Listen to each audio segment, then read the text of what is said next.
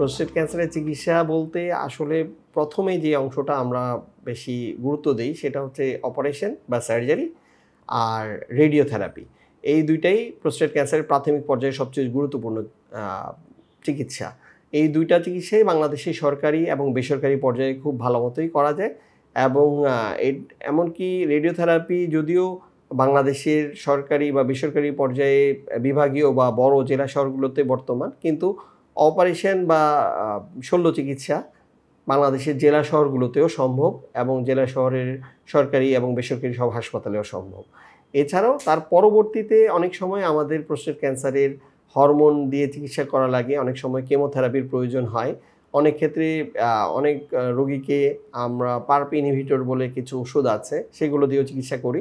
তো এই ধরনের প্রতিটা ওষুধই বাংলাদেশে পাওয়া যায় এবং সহজলভ্য।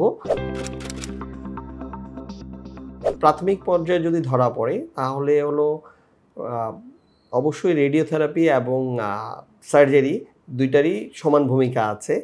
এখন অনেক ক্ষেত্রে দেখা যায় যে প্রোস্টেট ক্যান্সারের চিকিৎসার ক্ষেত্রে আমরা নির্ণয় করি যে রোগীর বয়স, রোগীর অন্যান্য জটিলতার অন্য কোনো রোগ আছে কিনা, তার হার্টের অসুখ আছে কিনা, তার শ্বাসকষ্ট আছে কিনা, বা তার ডায়াবেটিস আছে কিনা, সে কতটুকু কাজ করতে পারে, এর উপর নির্ভর করে অনেক সময় আমরা রোগের ধরন এবং রোগের চিকিৎসা নির্ণয় করি। এজন্য অনেক সময় দেখা যায় যে ভালোর চেয়ে রোগী কোন চিকিৎসা নিলে ভালো হবে সেটা নির্ণয় করাটা অনেক সময় জরুরি হয়ে যায়। তো সবগুলো চিকিৎসাই আসলে ভালো, কিন্তু অনেক ক্ষেত্রে অনেক রোগীকে সব চিকিৎসা একইভাবে দেওয়া যায় না।